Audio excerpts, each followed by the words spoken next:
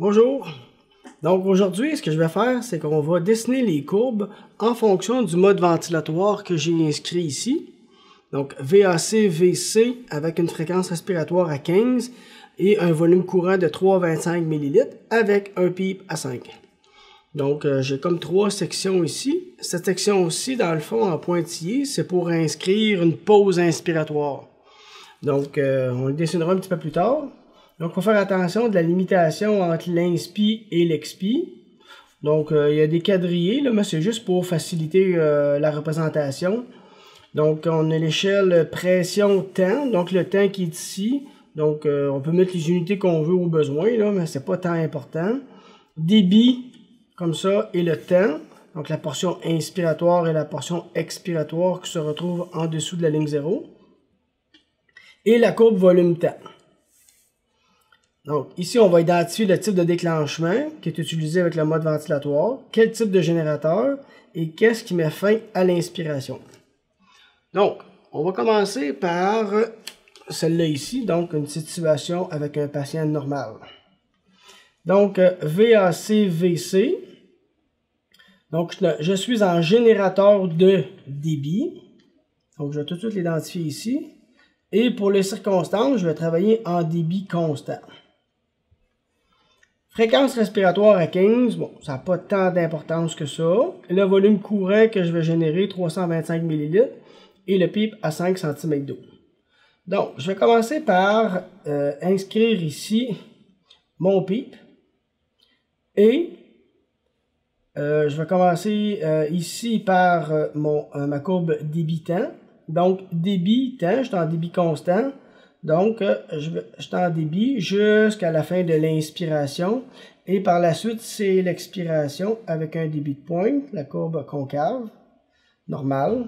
Et jusqu'à la fin de l'expiration, avant la prochaine inspiration aussi. Le volume maintenant, donc le volume de 325 ml. Je vais l'inscrire ici. Donc, ça ici va correspondre à 325. Donc, étant donné que j'ai un débit constant, le volume va augmenter de façon constante jusqu'à 325 ml. Et lors de l'expiration, il va descendre de façon graduelle jusqu'à atteindre un débit 0. Le volume 0 avant la prochaine inspiration.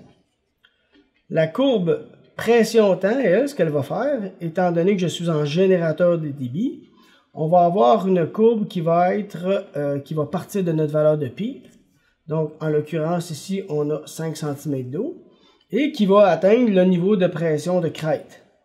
Donc, je pars d'ici et je vais atteindre, donc, ici, qui va correspondre à ma pression de crête. Et par la suite, le patient expire. Donc, la pression va redevenir à la valeur initiale qui était la valeur de PEEP avant l'inspiration suivante. Donc, le déclenchement que j'ai ici, bon, ça c'est selon l'INELO.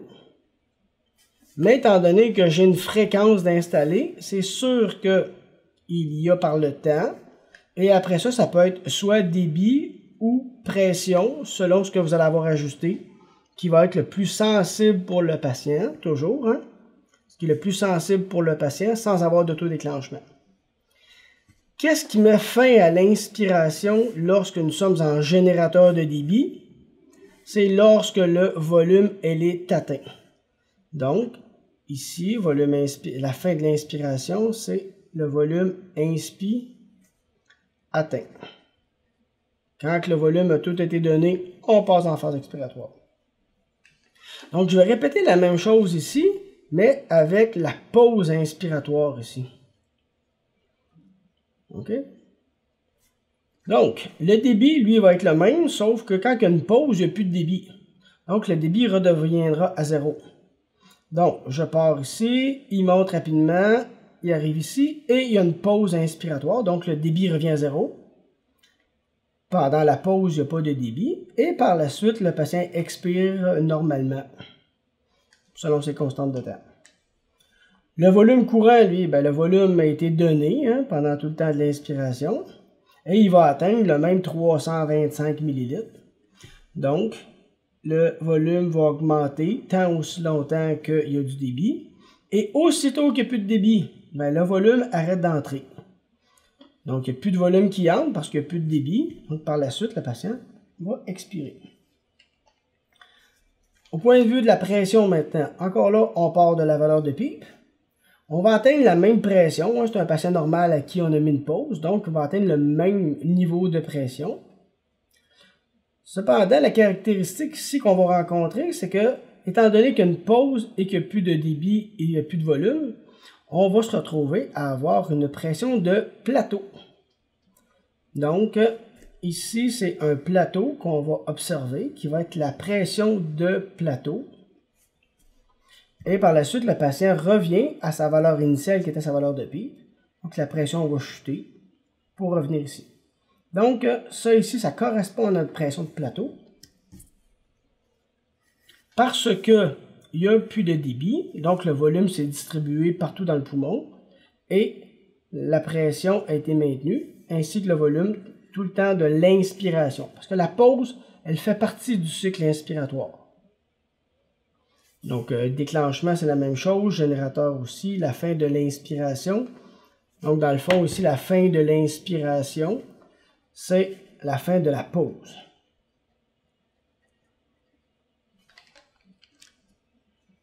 Donc, ce qu'on observe ici, c'est le mode ventilation assistée contrôlée en volume contrôlé. Donc, je suis en générateur de débit constant. La fréquence respiratoire à 15, c'est simplement pour vous donner une unité. Le volume courant de 325 ml qui a été atteint et un pipe à 5. On pourrait simuler aussi, advenant le cas où est-ce qu'on a une augmentation de la résistance. Donc, le même patient avec les mêmes paramètres, mais qui a une augmentation de résistance. Donc, qu'est-ce que je sais que dans ce temps-là, moi? Donc, ce qui est indépendant de la condition du patient, c'est le débit que j'ai ajusté. Donc, le débit va toujours être le même, parce que ça, c'est nous qui l'avons ajusté. Cependant, quand le patient va venir pour expirer, il y a plus de résistance. Donc, ayant plus de résistance, on va se retrouver avec un débit de pointe qui va être inférieur. Et on va retrouver une courbe beaucoup plus concave parce que le patient a plus de difficulté à expirer étant donné l'obstruction de ses voies aériennes. Donc, on voit que le débit ici, là, il ne redevient pas à zéro tout de suite. Il peut redevenir à la fin, là, mais on voit qu'il est constant un certain temps. Et le volume, lui, ben le volume, étant donné qu'on est en générateur de débit, le volume est le même. Et il est donné à la même vitesse, donc il va augmenter de la même manière qu'il avait obtenu en situation normale. Mais quand vient le temps de l'évacuer, ben ça prend plus de temps à l'évacuer. Hein? On avait une résistance, donc on avait moins de débit. Donc, au lieu de revenir rapidement comme ça ici, ça va prendre plus de temps avant que le débit revienne à zéro.